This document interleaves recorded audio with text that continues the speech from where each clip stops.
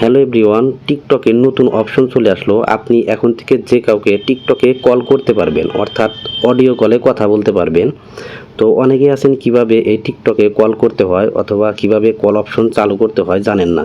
তো চলুন আজকে আপনাদেরকে দেখিয়ে দিব কিভাবে এই টিকটক অ্যাকাউন্টে কল অপশন চালু করতে হয়। টিকটক অ্যাকাউন্টে কল অপশন কিভাবে চালু করবেন এবং কিভাবে কল করবেন, এটা করার জন্য আপনাদেরকে গুগল প্লে স্টোরটা ওপেন করতে হবে এবং ওপেন করার পর এই সার্চ বার অপশনে যে লিখবেন টিকটক লিখে সার্চ করে দিবেন। তো এখানে টিকটক চলে আসছে, এটা আপনারা ইনস্টল করবেন। আর যারা ইনস্টল করছেন এখানে যদি আপডেট লেখা আসে তাহলে আপডেট চাপ দিবেন, অর্থাৎ আপডেট করে নেবেন। তো তো বন্ধুরা, টিকটকটা ইনস্টল হয়ে গেছে, এখান থেকে ওপেন করতে হবে। তো বন্ধুরা, টিকটকটা ওপেন করলাম। ওপেন করার পর আপনি যে কোনো একটা চ্যাট লিস্ট ওপেন করবেন।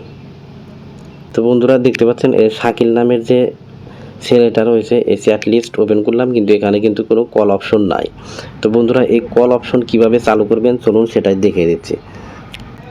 তো এর জন্য আপনারা এখান থেকে ব্যাক বাটনে ক্লিক করে এই নিচের দিকে দেখতে পাবেন প্রোফাইল নামের অপশন রয়েছে। এই প্রোফাইল এই অপশনে ক্লিক করবেন।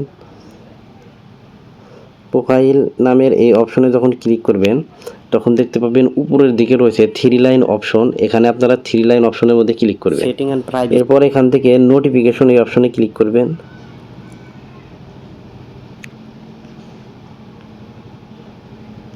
ক্লিক করার পর এখানে দেখতে পাচ্ছেন ভয়েস কল নামের একটি অপশন রয়েছে। এই ভয়েস কল এই অপশনে যাবেন। যাওয়ার পর এখান থেকে এই এভরিওয়ান নামের যে অপশন রয়েছে, এই এভরিওয়ান এই অপশনে ক্লিক করে দেবেন। তো বন্ধুরা, এভরিওয়ানে যখন ক্লিক করব, এরপর আমি যদি এখন ব্যাক করি, ব্যাক বাটনে ক্লিক করার পর আমি যদি এখন তো বন্ধুরা, ব্যাক বাটনে ক্লিক করার পর এখন আমি ইনবক্সে গেলাম এবং এই শাকিল নামের যে অপশন রয়েছে এখানে ক্লিক করলাম। তো এখানে দেখতে পাচ্ছেন এই কল অপশন কিন্তু চালু হয়ে গেছে।